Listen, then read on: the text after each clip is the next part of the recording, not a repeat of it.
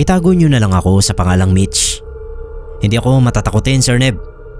Naniniwala ako na mas nakakatakot ang mga buhay kasi kaya kanilang saktan. Nurse kasi ako at para sa amin, natural na lang ang mga pagpaparamdam ng mga taong binawian na ng buhay. May kwento rin ako tungkol sa mga nangyari sa akin sa ospital. Pero sigurado, narinig nyo na yung karamihan sa mga kwentong yon. Pare-parehas lang naman yung karanasan namin. Mas gusto kong ikwento itong nalaman ko sa karinderya na lagi kong kinakainan sa likod ng ospital. Manang Karina ang pangalan ng may-ari. Tapos may dalawa siyang helper na pareho niya raw pamangkin. Masarap sila magluto. Tapos mura pa yung presyo. 2001 pa raw ay pwesto na nila yung karinderya na yon. Mabait si Manang Karina kaya hindi na nakakapagtaka na tumagal sila sa kanilang pwesto kasi maganda ang serbisyo nila sa mga customer. May napansin lang ako na kakaiba sa karinderya. Tuwing ika-25 ng bawat buwan, yung mesa sa dulo ng karinderya ay nilalagyan nila ng unavailable na sign para walang umupo. Tapos naglalagay sila ng isang cup ng kanin, ulam na kahit ano, sabaw, tapos baso ng malamig na tubig. Nakakapagtaka lang kasi bakit nila ginagawa yon at sa eksaktong date pa. Medyo close ko na rin si Manang Karina nung mga panahon na yon, pati yung dalawang helper niya, kaya nalaman ko ang dahilan. May dati rin daw silang suki na babae na kumakain doon lagi. Ang sabi naman ng Karina, almost 2 years daw itong naging suki nila.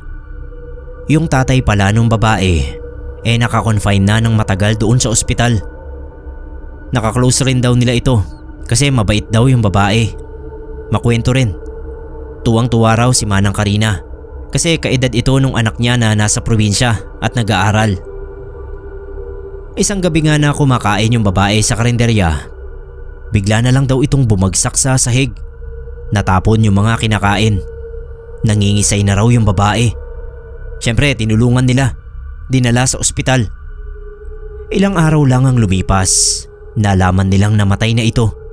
Nauna pa yung babae sa tatay niya na nakakonfine sa ospital. Ang dahilan daw ay lagi itong puyat. Halos hindi na natutulog. Nag-aaral sa umaga tapos nagbabantay sa tatay sa gabi. Hindi raw kinaya ng katawan. Kaya ayun, bumigay. 25 daw ang petsa na kinamatay nito. At tuwing ika-25 ng buwan sa karinderya nila, kapag alas 3 na ng umaga, dumadalaw daw sa kanila yung babae. Nung una natakot sila syempre. Pero imbis na patuloy na matakot, binigyan na lang daw nila ng makakain tulad ng ginagawa nila noong nabubuhay pa ito. Sinabihan pa ako ni Manang Karina na kung gusto ko raw ay pwede ko raw makita yung multo ng babae. Pumunta lang daw ako doon ng mga alas 3 ng madaling araw. Dahil interesado nga ako, pumunta ako. Wala nang tao. Ako na lang yung customer doon. Si Manang Karina kasama yung dalawang pamangkin nakaupo sa kabilang bahagi ng karinderya. Parang may hinihintay sila. Tumabi ako sa kanila at naghintay na rin. Katahimikan, mga kalahating oras. Naramdaman ko na biglang lumamig yung hangin. Nabuhayan si Manang Karina. Tumingin agad sila sa direksyon nung mga mesa kung nasaan yung mga pagkain. Sir Neb, may lumitaw na babae galing doon sa kahoy na pader ng karinderya. Naglalakad. Nakasuot siya ng puting damit. Suot niya rin noong nilibing siya. Umupo yung babae doon sa mesa at saka nagsimula itong kumain. Hindi niya nahahawakan ng direkta yung kanin at ulam, pero gumagalaw pa rin siya na parang kumakain. Mga ilang minuto pa, tapos na siya. Nagpunas ng bibig, tapos tumayo ulit at tumagos sa pader na pinanggalingan niya. Tinignan ko si Manang Karina. Parang naiiyak pa siya sa nakita niya. Hindi naman ako natakot o anuman, Sir Neb. Sabi ko nga, sanay na ako sa mga pagpaparamdam. Pero naawa ako ng sobra doon sa babae Hindi ko alam kung totoong multo ba niya yung nakita namin o ano. Kasi may nabasa ako na minsan daw parang naiimprenta ang isang tao sa isang lugar. Lalo na kung matagal at paulit-ulit siyang namalagi sa lugar na yon. Posibleng ganun ang nangyari. O posible rin na hindi pa rin siya nakakaalis sa lugar na yon. Sabi kasi nila Manang Karina, matagal na raw pumanaw yung tatay niya.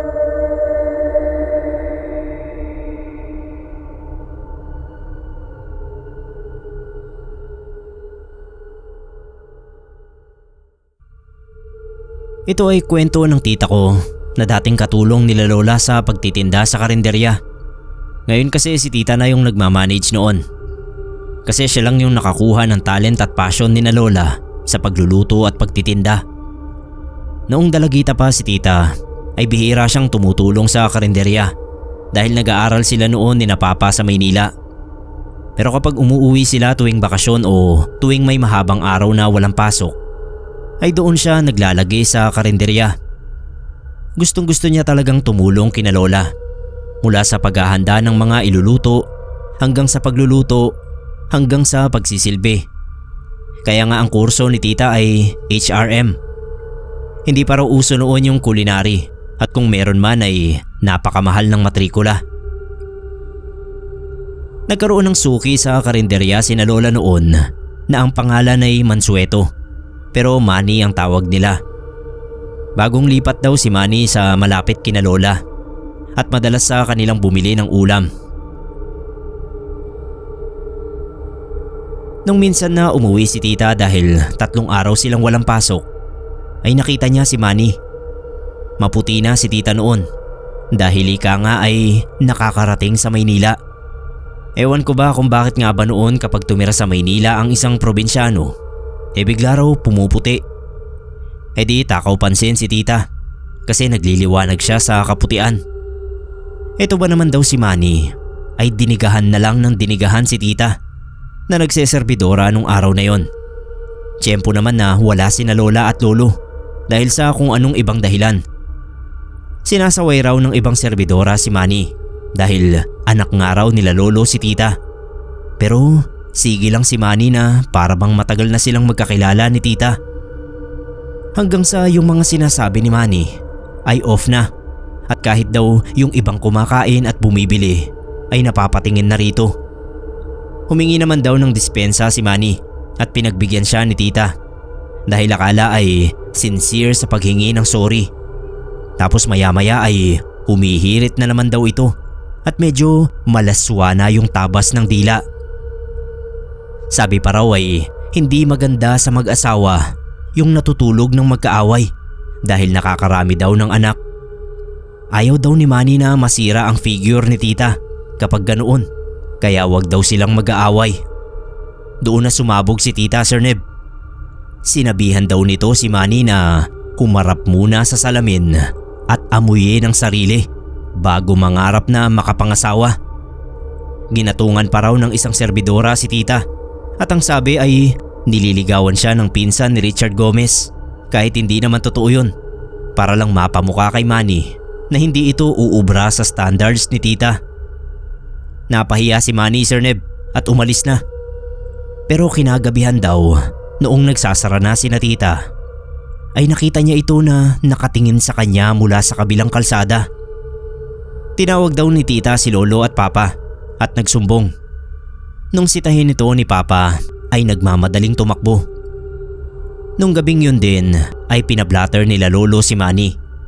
At nung gabing yun din ay sumama na yung pakiramdam ni tita.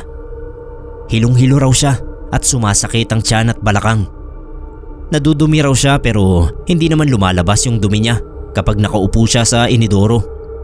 Nagsuka na rin siya at nung makapagsuka ay guminhawa yung pakiramdam niya. Sa buong magdamag ay hindi pinatulog si tita ng masama niyang pakiramdam na naiibsan lang ng konti kapag nagsusuka siya. Kaya lang ay noong wala na siyang maisuka ay lalong pumapangit ang pakiramdam niya. Sabi daw ni lola ay ipapatawas na siya dahil ang kutob nito ay may ginawang kung ano si Manny nung tumigil ito sa tapat ng karinderya nila nung gabi. Mabuti na lang at maaga ring nagsipasok yung mga katulong nila lola sa karinderya. Si Nanay Feliza na hanggang ngayon ay katulong pa rin ni tita sa karinderya ay marunong palang magtawas.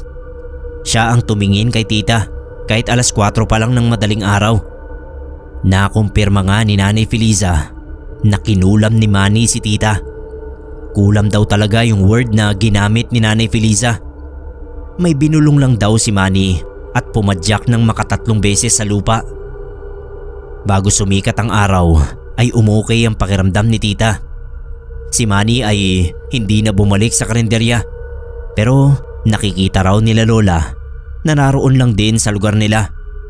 Umiiwas lang daw sa kanila.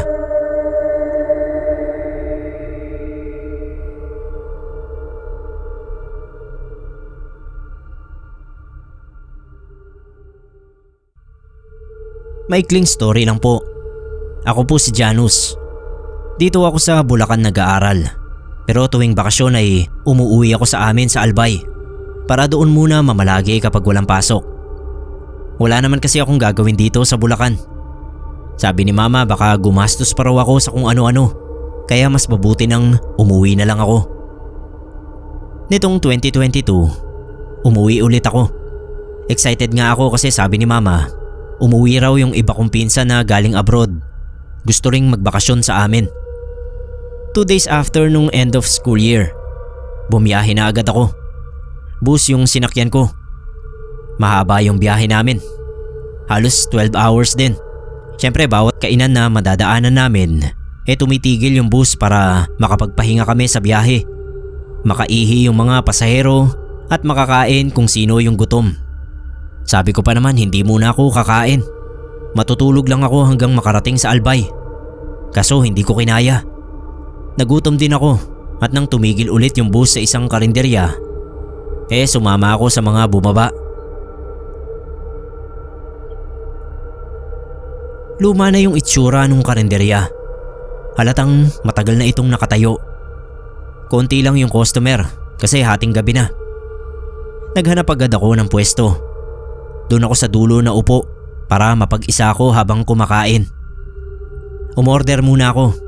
Isang rice at karne, tapos soft drinks na rin. Bumili na rin ako ng yosi para ma-relax kahit konti. Grabe yung kain ko. Gutom na talaga ako nun.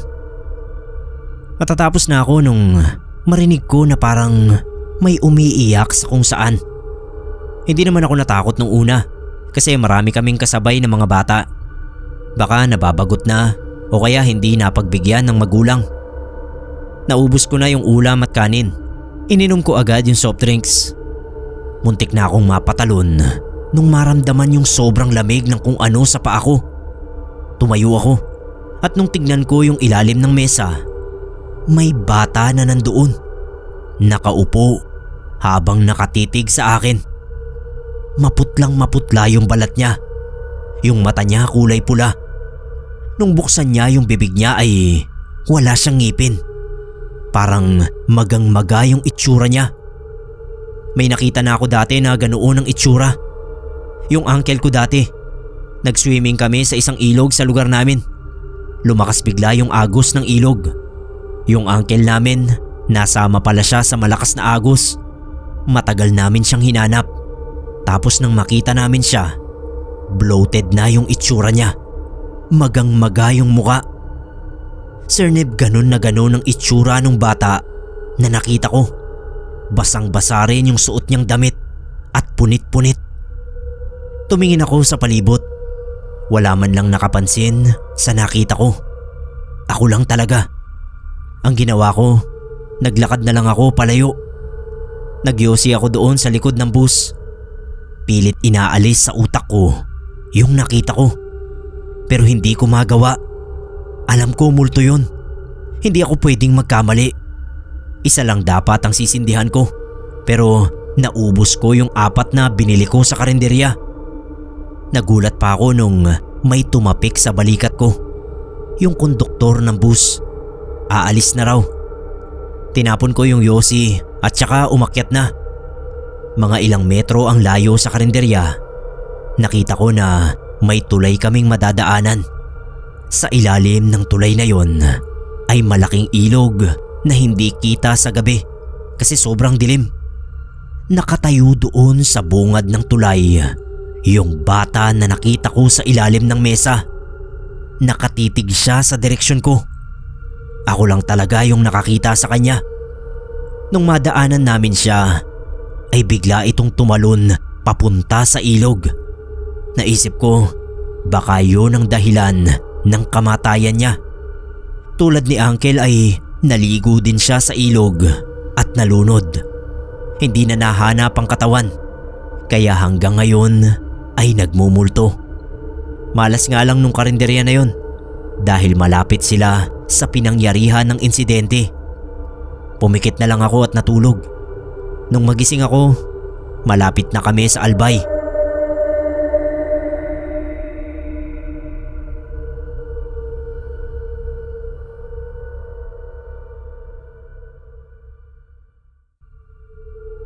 Magandang araw po sa lahat ng nakikinig sa Pinoy Creepypasta. Tawagin niyo na lang po akong Jerry. Share ko lang itong nangyari dati. Nakamuntikan ko ng ikapahamak. May malapit na karinderya sa pinapasukan kong call center dati. Hindi naman ako kumakain doon dahil ang go-to place ko kapag magla-lunch ay yung tusok-tusok sa di kalayuan. Nagbabaon ako ng kanin doon tapos kwek-kwek o tukneneng ang inuulam ko. Minsan siomay, kikiam o kung anumang matripan ko. Ganun ako kadukha kahit ang paniniwala ng iba yayamanin ka kapag nasa call center ka. May suki akong food cart doon sa gilid ng office, tindahan ng kwek-kwek. So one time kumakain ako roon ay dumating yung office mate ko na si Eman na may dalang pork adobo. Parang ang sarap ng pagkakaluto kasi tuyong-tuyo. Kakain din pala siya ng siomai rice. Kaya parang match na match yung sausawang chili garlic oil at yung adobong tuyo. Nag-crave ako bigla kaya napatanong ako kung saan niya nabili. Naka-plastic pa kasi yung ulam kaya alam kong binili lang din niya. Tinuro naman niya doon nga sa malapit na karinderya. Noong tatayo na sana ako para bumili, biglang sabi nung tindero ng kwek-kwek na si Alex, siya na lang daw ang bibili dahil bibili rin siya ng ulam nila ng kapatid niya. Itong si Eman naman, binibigyan ako ng adobo niya. Sinasawsaw niya sa toyo mansi at chili oil ng siomai yung karne. Grabe Sir Neb, solid na solid talaga. Ang sarap. Kaso pagdating ni Alex, busog na ako. Kaya yung pinabili kong adobo, inuwi ko na lang. Yung binili naman niyang ulam para sa kanila ng kapatid niya ay sisig dahil paborito raw yun ng kapatid niya. Fast forward, nakauwi na ako. Bumili talaga ako ng chili garlic oil para maipares doon sa adobong tuyo. Nung sa wakas ay ready na akong kumain, sinawsaw ko na nga yung karneng baboy sa combo ng toyo mansi at chili garlic oil. Nabitawan ko agad yung karne dahil pakiramdam ko ay kumibot-kibot yun. Pagbitiw ko sa karneng sinawsaw sa toyo mansi ay nabutas-butas yun at naglabasan ang ilang uod at ilang maiitim na insekto. Naglag ako ng ilang segundo bago ko naisip na ibuhos yung toyo mansi sa adobo. At ayun na nga, nagkislutan yung karne dahil sa naglabas ang uod at itim na insekto. Diring-diri ako kaya tinapon ko agad sa basurahan. Nanginig yung buong katawan ko sa takot. Hindi ko malaman kung bakit nagkaganoon. Naisip kong picturean yung karne para isend sa mga kaibigan at kamag-anak ko. Pero pagbukas ko ng basurahan, sobrang baho na nito at nakakasuka talaga. Umikot yung paningin ko at nanlamig ang buong tiyan ko. Hindi ko na matake yung amoy. Kaya yun mismong buong basurahan, tinapon ko sa labas. Hindi ako nakakain ng gabing yon. Sobrang sakit kasi ng ulo ko. Tinawagan ko yung mama ko dahil pakiramdam ko noon ay mamamatay na ako. Kinuwento ko sa kanya yung nangyari. Dinig ko sa boses ni mama na natatakot din siya. Pero ang pinayo niya sa akin ay sumipsip daw ako ng katas ng kalamansi at magpahid ng dinurog na luya sa noo at tiyan ko. Kahit hirap na hirap ako, Sir Neb, ay pinilit ko ang sarili ko na magawa yon. Pagkatapos noon ay medyo nawala yung sakit ng ulo ko at nakatulog na ako. Kinaumagahan ay maayos na ang pakiramdam ko at nakapasok na ako sa trabaho noong tanghali. Sinabi ko kay Emma nang nangyari at ayaw pa nga niyang maniwala. Wala nga kasi akong proof. Tapos yung kinain naman namin ay hindi nagkaganoon. Naisip tuloy ni Emma na baka si Alex ang nagtrip sa adobo ko dahil siya yung pinabili ko. Noong lunchtime na ay pinuntahan namin si Alex para sabihin yung nangyari. Gulat na gulat siya at todo tanggi na may kinalaman siya sa adobo incident. Sinamahan pa niya ako sa karinderya kung saan niya yun binili. Tanggi rin yung may-ari na may ginawa sila sa karne. Tapos hinanap namin yung serbidora na nagbenta kay Alex. Hindi raw pumasok ng araw na yon kaya hindi namin nakausap.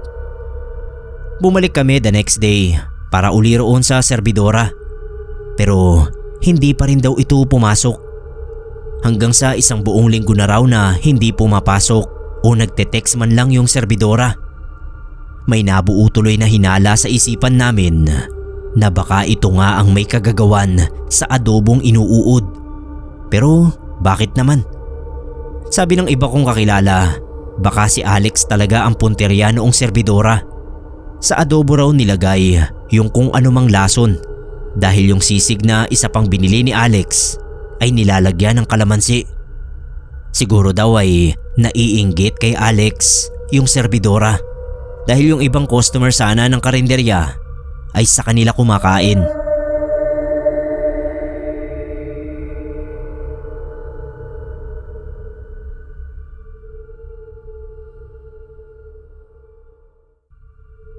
Kamusta po Sir Neb at sa lahat ng listeners ng Pinoy Creepypasta? Ako nga pala si Danilo. Mapagpalang araw sa lahat. Ako ay matagal nang nakikinig sa mga stories nyo sa YouTube. Paborito kong stories ay yung tungkol sa mga aswang sa probinsya.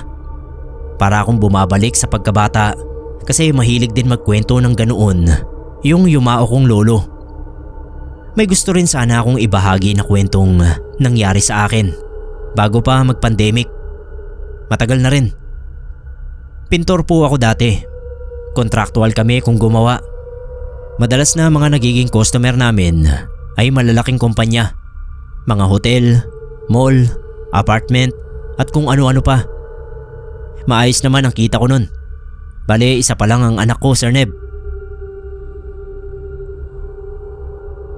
Kapag sobrang init ng panahon ay minsan gabi na kami kung gumawa.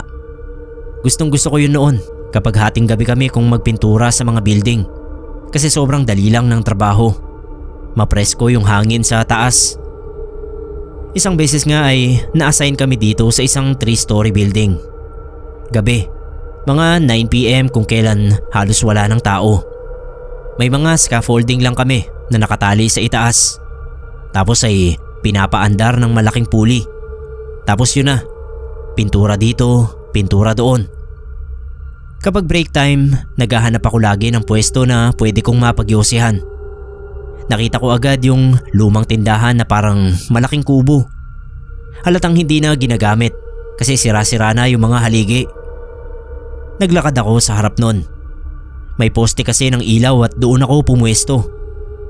Nakita ko na may malaking signboard na nahulog sa lupa. Lopez Eatery. Yun ang nakalagay. Hindi pala tindahan. Karinderya pala na abandonado. 5 gabi yung kontrata namin. Sa 3 gabi ay doon ako ulit tumambay at nagyosi. Pinapanood ko yung puting usok na umaakyat sa langit nung marinig ko sa loob ang kalansing ng mga kutsara at tinidor. Walang biro, Sir Neb. May naamoy din ako na parang amoy ng masarap na karning baka. Napalingon ako doon sa karinderya kasi abandonado yun. Imposible naman na may nagluluto pa rin sa loob. Tinalasan ko yung pandinig ko at sigurado ako dun. Mga sandok at kutsara at kaldero yung naririnig ko. Dahan-dahan akong lumapit sa karinderya. Tinulak ko yung pinto. Nabulok na yung lock kaya bumukas ito ng walang kahirap-hirap. Kinuha ko yung flashlight ko at inilawan yung loob. Ang daming mga kahoy at basura sa sahig at ilan din na plastic na lalagyan na sira na. Mas tumindi yung amoy ng nilagang baka. Pumasok na ako. May mga dagang nagsitakbuhan. Tumiretso ako sa likod. May pinto ulit doon. Pero bulok na rin tulad nung nasa unahang pinto. Tinulak ko yun. Pagsilip ko, may matabang babae na nandoon sa kusina. May suot siya na apron at hairnet sa buhok. May tuwalya rin sa balikat. Hinahalo niya yung kaldero sa harap niya na kumukulo na. Lumingon sa akin yung babae. Doon ko na-realize na multo yung babae dahil yung kaliwang mukha niya ay sunog. Tsaka ko lang napagtanto na pati yung kamay niya at kaliwang dibdib ay sunog. Dahan-dahan siyang naglakad papunta sa akin. Sumigaw talaga ako ng sobrang lakas. Tumakbo ako ng sobrang bilis na muntik pa akong madulas doon sa mga basurang nasa sahig. Nung makabalik na ako sa mga kasama ko, tinanong nila kung ako raw ba yung sumigaw ng sobrang lakas. Nagsinungaling ako at sabi ko hindi. Hanggang sa makauwi sa bahay ay nasa isip ko pa rin yung nakita ko. Hindi ko na nalaman pa kung ano talaga ang totoong kwento ng karinderyang yon. Hindi na rin kasi ako bumalik doon.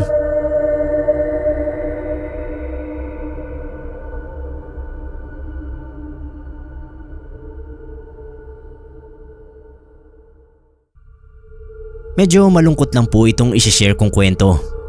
Pero feeling ko kasi ito yung pinakatamang platform para mailabas ko yung pent-up emotions ko pagkatapos ng lahat ng nangyari.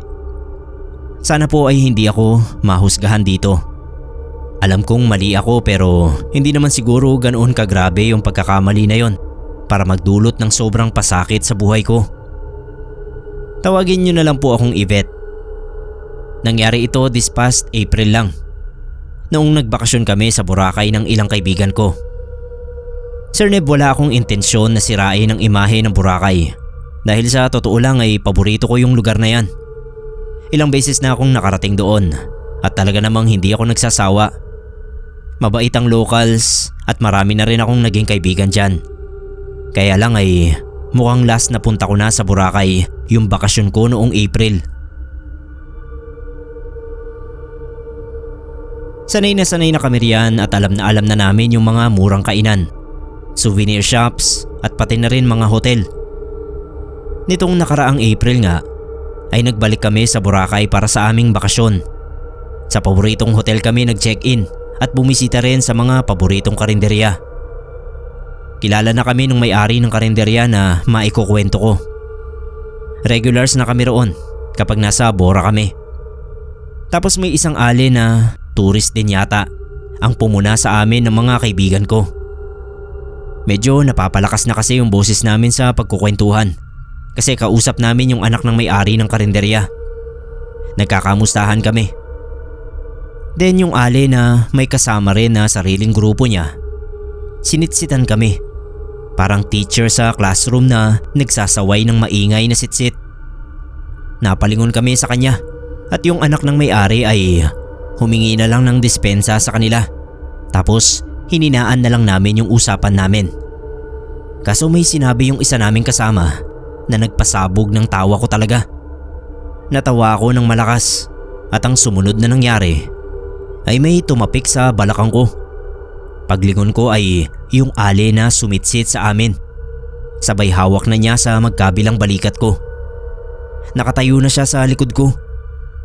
Nginitian niya ako at hindi na ako nakapag-react sa mga nangyari kasi nga nagulat ako. Tumingin siya sa mga kaibigan ko, pati sa anak ng may-ari ng karinderya. Tapos sabi niya, "Kapag nasa pampublikong lugar kayo, observe your manners, okay? Hindi lahat natutuwa sa ingay nyo." Pagkatapos noon ay tumalikod na siya kahit hindi pa nakakasagot yung mga kasama ko. Umalis na rin yung mga kasama noong ale at naiwan kami ng mga kaibigan ko na napatulala na lang. Yung ekspresyon ng mukha namin ay parang, ano yun?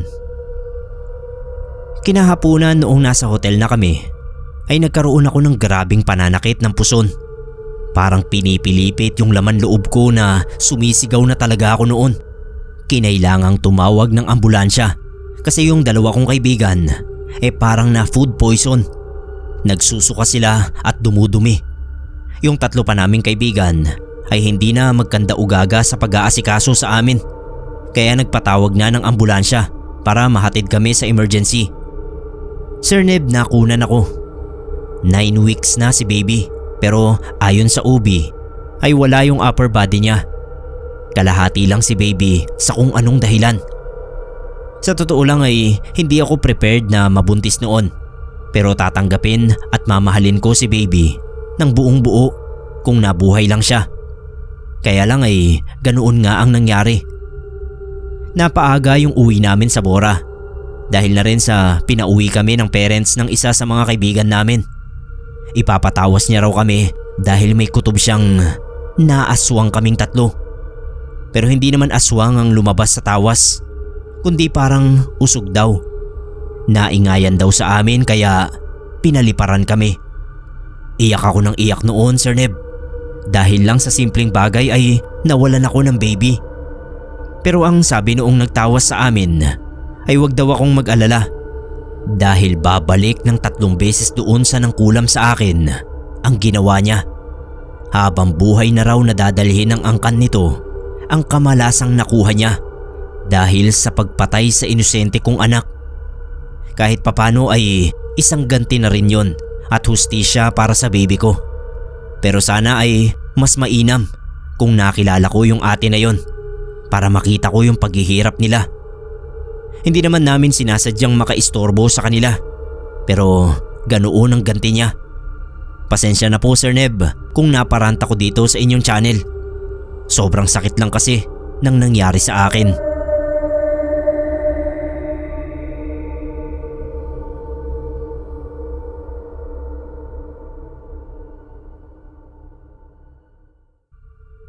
Meron kaming tauhan dati sa karinderya nila tatay na sabihin na nating nagdala ng problema sa amin.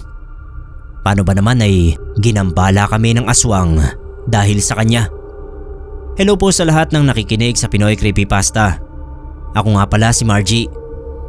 Share ko lang yung totoong karanasan namin ng mga magulang ko sa aswang. Noong nag-aaral pa kami ng mga kapatid ko ay karinderya ang negosyo ng mga magulang namin. Malapit sa public school at pabrika ng mantika yung pwesto namin. Kaya sapul na sapul yung mga estudyante at trabahador. Halos doon na rin kami nakatira dahil maghapon nang nagtitinda sila nanay at tatay. Tapos sa madaling araw naman ay maghahanda sila ng lulutuin. Tumutulong kaming magkakapatid sa kanila. Tapos may 2 ring katulong. Sina Ate Vilma at Kuya Wally. Sina Kuya Wally at tatay ang nakatoka sa pamimili ng mga rekado tuwing madaling araw. Isang beses daw na namamalengke sina tatay at Kuya Wally, may matandang babae na kumalabit kay Kuya Wally para manlimos.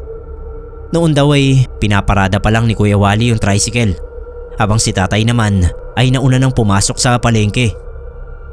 Nakakulay dilaw na t-shirt daw noon si Kuya Wally. Tapos pagkalabit sa kanya noong matanda ay naputikan yung damit niya. Pag-amoy daw ni Kuya ay amoy halo-halong panis na laway at bibig na may ulcer yung putik. Halos masuka raw siya sa amoy kaya hinubad niya yung damit niya. Kinalabit uli siya nung matanda at sa pagkakataong yun ay sa balat na niya. Dahil mabaho nga yung putik nito ay naitulak daw ni Kuya yung matanda. Hindi naman daw ito natumba pero galit na dinuduro si Kuya. Tinungayaw raw niya at inambaan ng suntok dahil sa inis bago ito iniwan para sundan si tatay. Hindi na niya sinuot yung t-shirt niya. Pagbalik nila sa tricycle ay tadtad yun ng mabahong putik. Kaya kay aga-aga ay hinugasan ni Kuya Wally yung tricycle sa likod ng palengke. Bad trip si tatay kasi nag-commute siya pa uwi. Pagkatapos ng pangyayaring yon ay nagkaroon ng mga panggagambala sa amin tuwing gabi. 10:00 ng gabi natutulog si nanay at tatay. Tapos ay 3:30 sila gumigising para maghanda sa karinderya. Pero halos hindi na sila makatulog sa gabi dahil sa kalabugan sa bubong at mga pangangalampag sa labas ng karinderya. Kapag naman tinitignan ni tatay ay wala siyang nakikitang tao. Ang ate ko noon ay 17 years old at first year college. Napaghinalaan pa siya na buntis dahil sa isip nila tatay ay aswang nga ang nanggagambala sa amin. Ilang gabi talaga yon na sunod-sunod na hindi na makatulog si nanay at tatay. Hanggang sa nagdesisyon sila na wag nang magstay sa karinderya tuwing gabi. Sa bahay na lang uli kami natutulog at maaga na lang umaalis si tatay para makapamalengke. Natahimik naman kami noon sa bahay. Tapos isang madaling araw na naman nga na mamamalengke sina tatay at Kuya Wally ay tsaka kami nalinawan kung bakit may aswang na bumibisita sa karinderya. On the way kasi pabalik sa karinderya ay may sumasabay na malaking ibon sa kanila. Marami ng sasakyan noon kahit madaling araw pa, kaya marami raw nakakita sa pagkalaki-laking ibon na parang umi-escort sa taas nila. May isa pa raw jeep ang tumabi kina tatay at ang sabi ng driver ay hayaan nilang sumabay sa kanila yung ibon hanggang sa abutin ng liwanag.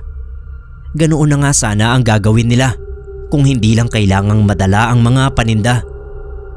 Pagkarating daw nila sa karinderya ay bumaba ang lipad noong ibon at humuni ng pagkalakas-lakas na parang paus na manok bago lumipad palayo. Napakabaho raw ng simoy ng hangin na dinala nito. Amoy panis na laway at bibig na may ulcer. Doon na na-realize ni Kuya Wally kung sino yung malaking ibon at doon niya rin kinuwento kay tatay ang encounter nila noong matandang babae na hinihinala niyang aswang. Ang galit tuloy ni tatay kay Kuya Wally kasi nga ilang gabi kaming tinerrorize ng aswang na yun na si Kuya Wally pala ang target. Akala siguro ng aswang ay sa karinderya rin natutulog si Kuya Wally. Ilang araw ang nagdaan at eto na naman daw yung malaking ibon na sumasabay sa kanila sa biyahe. Sinigawan daw ito ni tatay. Nakilala niya ito at kapag nagkita sila sa palengke ay isusumbong niya ito sa mga magbababoy para pagtatagain siya. Tapos ay nagbukas ng isang supot ng asin at luya si Kuya Wally.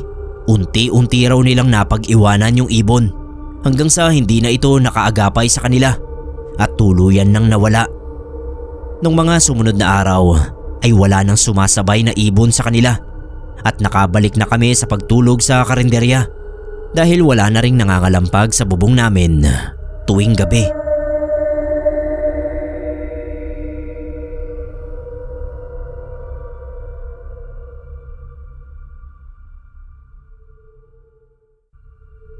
Noong okay pa kami ng pinsan kong mayaman, parati niya akong sinasama sa mga bakasyon niya. Bali ibang kwento na pala yung part na hindi kami okay ni Richie Rich. Yan na lang yung itawag natin sa pinsan ko. At ako naman si Pureza. At ito na nga po ang kwentong kababalaghan na nasagap namin sa probinsya ng Aklan. Bali kaya nga pala kami nakarating ng Aklan ay dahil sa isa sa mga kakilala niya ay taga roon. So si Richie na gustong makagala sinama ako para julalay niya. Okay lang naman sa akin noon kasi all expense paid naman niya. Pati nga mga pasalubong ko sa mga kaibigan at pamilya ko, sagot niya. Anyway, nasa Aklan na nga kami. Nakalimutan ko yung lugar na pinuntahan namin doon. Basta that time may parang fiesta sa kanila na may pa street dancing pa. Yun talaga ang pinunta namin doon. Ang nakakatawa lang dito, Sir Neb, fiesta siya pero yung kakilala ni Richie wala silang handa. So kami tuloy todo hanap ng makakainan. Napagod kami at nagutom sa kakalakad kakasunod dun sa mga sumasayaw. Hiyang-hiya yung kakilala ni Richie sa amin. Bale 8 nga pala kami sa grupo. Kasama yung kakilala ni Richie na tawagin na lang nating Pali. Noong naghahanap kami ng makakainan na hindi crowded, may ilang may bahay yata na nag-invite sa amin. na sa kanila na lang makikain. Payag na sana kami. Kaso itong si Pali ang ayaw. Siya yung nag-insist na mag-fast food na lang kami o at least magkarinderya kaysa makikain sa bahay ng hindi namin kilala. Kasi uso raw sa kanila yung panglalason o sa local dialect nila ay kilkig. Nagulat kaming lahat kasi ano namang dahilan ng mga kababayan niya para lasunin kami. Sabi niya may mga manlalason daw talaga sa lugar nila na parang nangangati kapag hindi nakakapanlason. As in hindi raw mapalagay at kailangan nilang makapanlason by hook or by crook. Kahit kamag-anak nga raw ay lalasunin ng mga yon. Basta lang masatisfy yung kakaibang trip na yon. Sabi pa ni Pali, mag-ingat daw kami sa mga taong may mahahabang kuko sa hinliliit. Kasi kadalasan ay doon sinisiksik ng mga manlalason yung powder na gamit nila. Tapos idadaw daw sa pagkain o inumin na iaalok sa'yo. Wag na wag daw kaming kakain ng pagkain na alok ng hindi namin kilala. Tanggapin lang daw namin pero wag kakainin. Baka raw kasi kapag hindi namin tinanggap ay mas magalit at kung ano pang palipad hangin ang gawin sa amin. So ang mabuti na gawin ay tanggapin yung pagkain tapos magpaalam na at umalis sabay tapon. Nung may mahanap kaming karinderya na matino ay ilang na si Richie na kumain.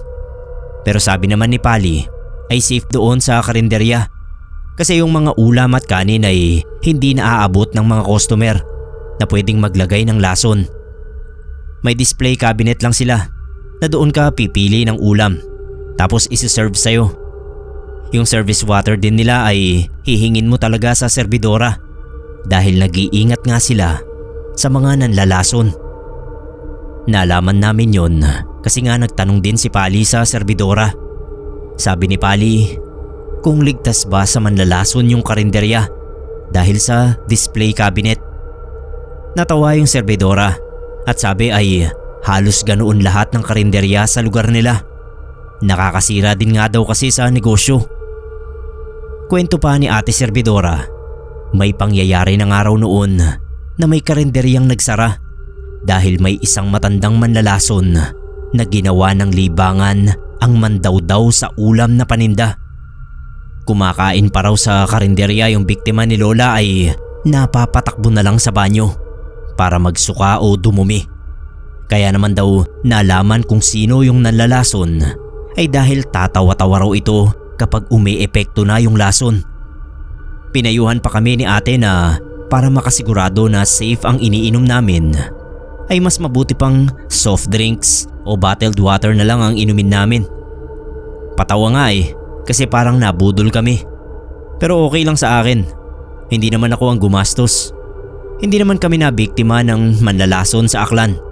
Pero feeling namin noon ay tinangka kaming mabiktima ng ilan.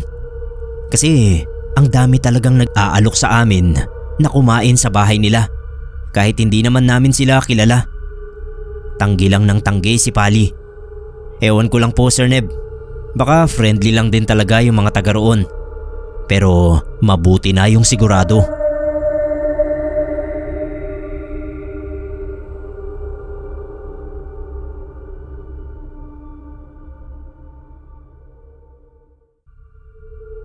Hello Sir Neb at sa Pinoy Creepypasta. Alam niyo po ba yung kasabihan na nakakamatay ang inggit?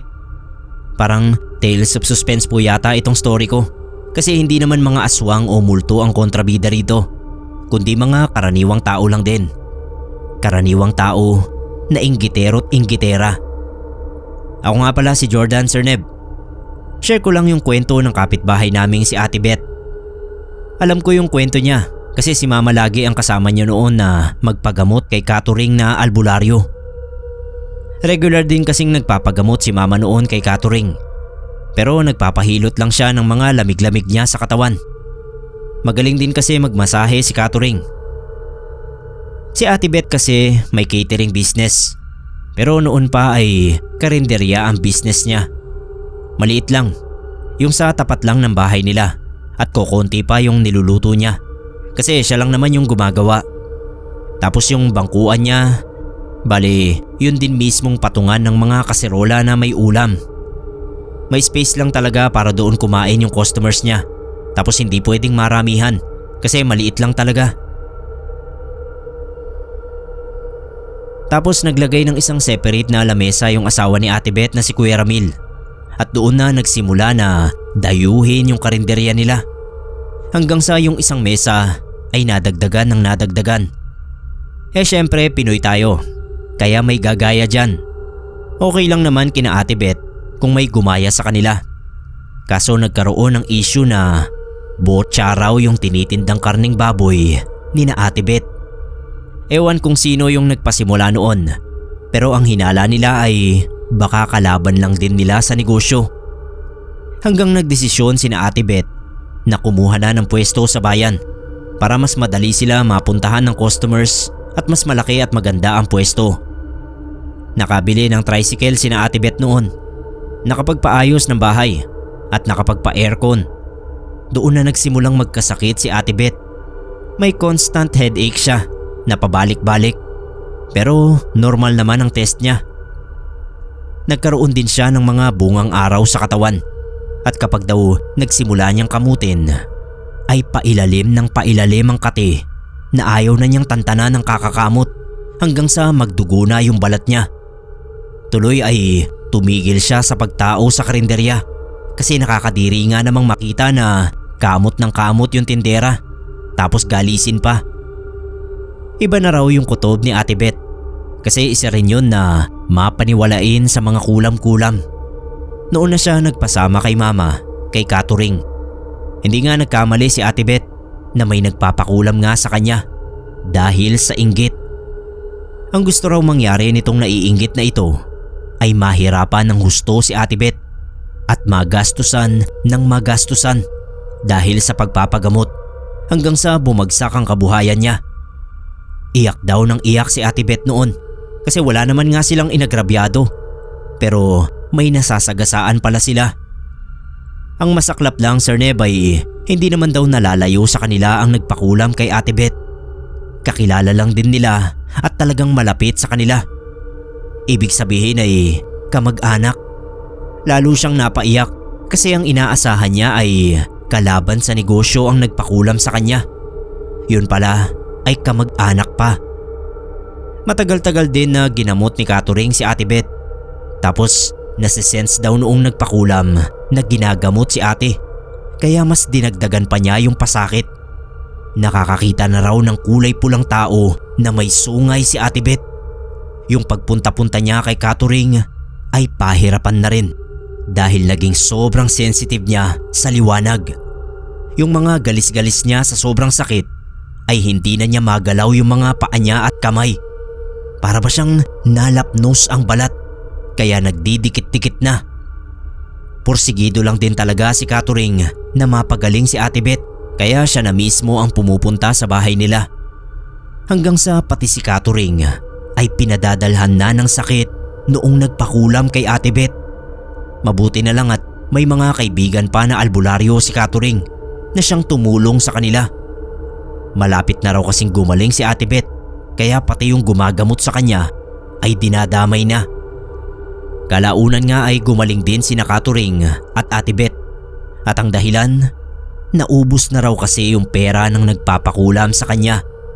Talagang ginagastusan yung pagpapasakit sa kanya. Nakapagtinda na uli si Ate Beth at nalaman niya rin kung sino yung nagpapakulam sa kanya. Nabalitaan daw kasi niya na sunod-sunod na binenta ng kamag-anak nilang yon yung mga appliances at 2 motor. Ang sabi ay nalulong daw sa sugal. Pero iba ang kutob ni Ate Beth. Nautangan na raw kasi noon lahat ng kamag-anak nila. Pero iwas na iwas manghiram sa kanila. Hindi niya malaman kung anong kinagalit noon sa kanya. Kaya ang naiisip lang nilang rason para ipakulam sila nito ay inggit.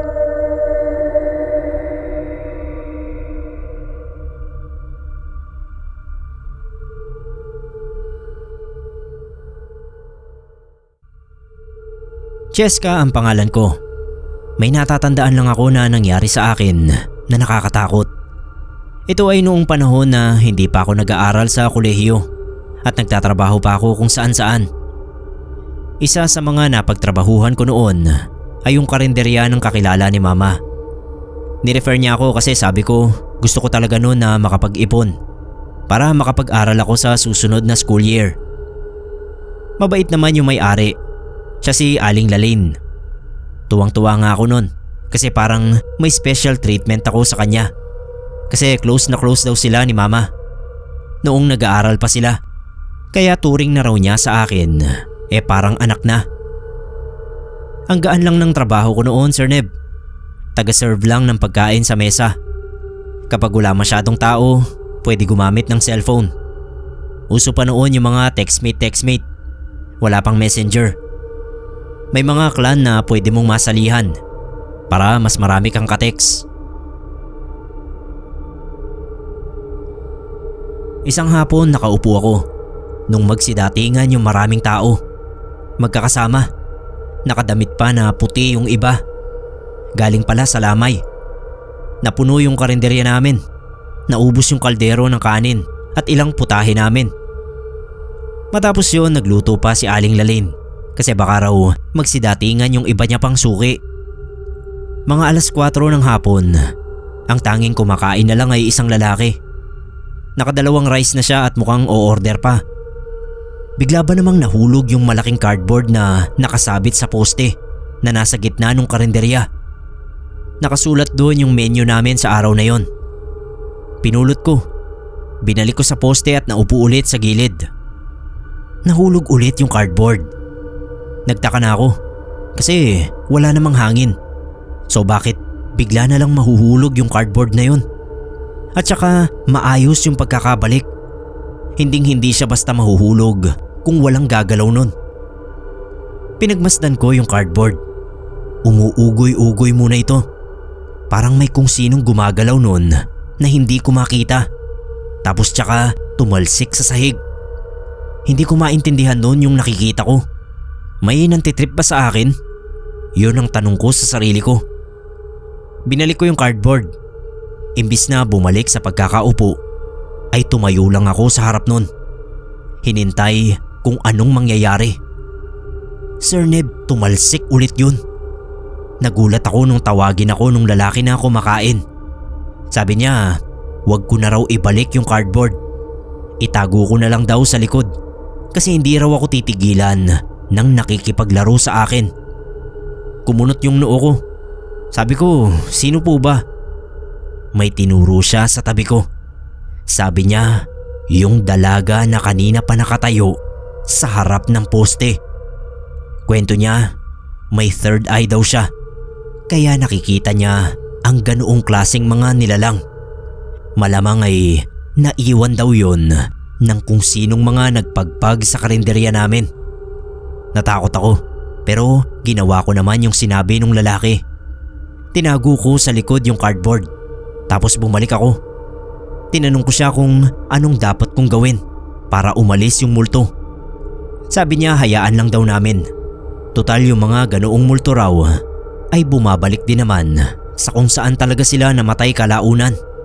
Basta wag lang daw kaming matatakot kasi hindi naman kami nito magagawa ng masama. Nagpasalamat ako at nilibre ko pa siya ng ulam para na rin sa payo niya sa akin. Simula noon, napansin ko na kapag may nagpapagpag na mga tao sa karinderya namin, nararamdaman ko lagi yung presensya ng mga multong iniiwan nila. Nakasanayan ko na lang sila.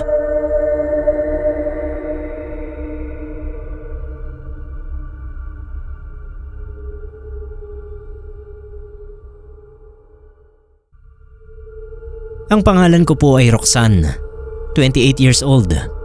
Nakatira dito sa Valenzuela at may business online. Nagbebenta po ako ng mga ready-to-wear na damit na inaalok ko online. Anyway, itong kwento ko nangyari noong nag-aaral pa ako. 10 years na lampas ang nakalipas pero parang kailan lang nangyari. Tandang-tanda ko pa yung mga nangyari noon. Tuwing lunchtime namin, may suki kaming karinderya kung saan kami lagi kumakain na magkakaklase. Mabait din kasi yung isa sa mga tindera si Aling Mimi. Kaedad siya ng mama ko. Kapag kumakain kami sa kanila, lagi niya kaming binibiro na kapag daw kasama namin yung mga boyfriend namin ay libre na yung kanin. Tatawa kaming lahat at sasabihin na sobrang busy namin sa mga projects para magkaroon pa ng oras na magkajowa. Dahil sa mga simpleng biruan ay naging close na rin kami kay Aling Mimi. Natatandaan ko isang beses, naiwan ko yung pitaka ko sa bahay. Sinabi ko kay Aling Mimi na wala akong pambayad, na kung pwede sana akong umutang muna. Nginitian ako ni Aling Mimi at sinabi na libre na raw yung kanin at ulam ko sa araw na yon. Total naman daw ay loyal na customer ako. Gusto niya pa nga akong bigyan ng pamasahe, kaso tumanggi na ako kasi sobrang nakakahiya na yon. Isang araw napansin namin na halos 4 na araw na naming hindi nakikita si Aling Mimi. Nung mga panahon na yon, madalas na talaga siyang absent. Pero 1 o 2 araw lang. Nung 4 na araw na namin siyang hindi nakikita, tinanong na namin yung mga kasama niya. Umuwi raw muna si Aling Mimi sa probinsya kasi may inasikaso sa kanila. 2 linggo ang lumipas. Kumakain kami doon sa karinderya. Nakaramdam ako ng tawag ng kalikasan, so naglakad ako papunta doon sa banyo. Nasa likod pa nung karinderya yung banyo. Narinig ko na may sumisitsit sa akin galing doon sa mga nakasalansan na soft drinks. Lumingon ako pero wala naman. Narinig ko ulit yung sitsit. Na-curious ako kaya nilapitan ko. May maliit na bahay doon kung saan niluluto yung mga pagkain na sineserve sa karinderya. Pagsilip ko, nandoon si Aling Mimi. Nakaharap siya sa akin, nakangiti. Siyempre hindi naman pwedeng pumasok ako doon basta-basta, kaya kumaway na lang ako. Nginitian ko rin siya tapos tinanong kung kamusta na siya. Lumapit sa akin si Aling Mimi, tapos nagsalita siya. Ang sabi ay mag-iingat daw ako dahil matatagalan bago siya makabalik. Nagtaka ako kasi bakit niya sasabihin sa akin yun? Nakabalik na nga siya. Sabi niya dumiretso na raw ako sa banyo dahil baka maihipa ako sa pantalon ko. Habang naglalakad papunta sa banyo, tsaka ako naisip, paano niya nalaman na naiihi ako? Hindi ko na nakita si Aling Mimi doon sa maliit na bahay na yon. Pinuntahan ko yung kasama ni Aling Mimi at tinanong siya kung kailan pa siya nakabalik. Tinignan niya ako na parang nababaliw na. Hindi pa raw bumabalik si Aling Mimi. Nasa probinsya pa.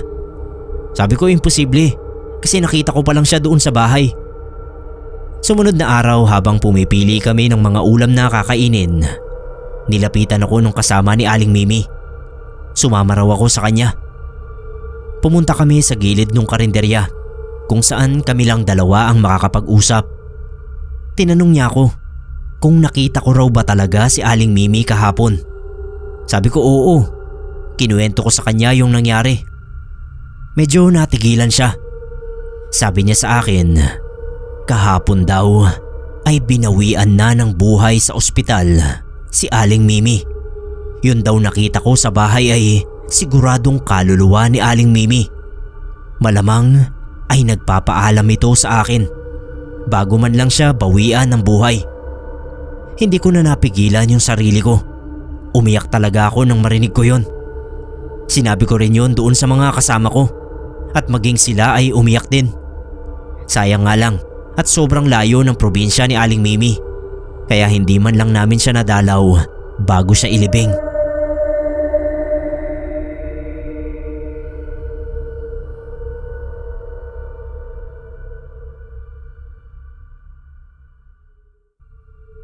Magandang umaga sa mga listeners ng Pinoy Creepypasta. Sana ay nasa maayos kayong kalagayan. Tawagin niyo na lang po ako sa pangalang Rafael. Rafi for short. Noon ko pa gustong isulat ito. Pero maraming bagay ang ginagawa ko kaya ngayon ko lang natuloy. Sir Neb, itong kwento ko ay tungkol sa papa kong si Crisanto. Tawag ng mga kaibigan niya sa kanya, Anto. Para sa akin, Si Papa ang pinakamabait na taong nakilala ko. Mapagbigay sa mga kapitbahay. Tapos hindi siya nagtatanim ng galit sa kahit na sino. Sabi nga ni Mama, minsan daw ay naaabuso na si Papa dahil sa kabaitan niya. Pero laging sagot ni Papa na wala raw siyang pakialam. Basta ba nakakagawa siya ng kabutihan ay sapat na sa kanya yon. Relihiyoso rin si Papa. Sa buong buhay ko ay hindi ko pa siya nakita na nagmintis ng misa sa linggo. Kahit anong panahon, kahit pa may sakit siya, lagi siyang uma-attend ng misa. Nang mamatay si Lolo, ay naiwan ng medyo malaking parte ng lupang sakahan sa magkakapatid. 4 silang maghahati-hati nito. Kaso mukhang hindi sila nagkasundo sa hatian. Sabi nung iba kong tito ay dapat lang daw na bawasan na ang lupang para kay Papa. Kasi nga may nakuha na siya dati. Payag na sana si Papa kaso si Mama ang ayaw pumayag. Gusto niyang pareho pa rin ang hatian.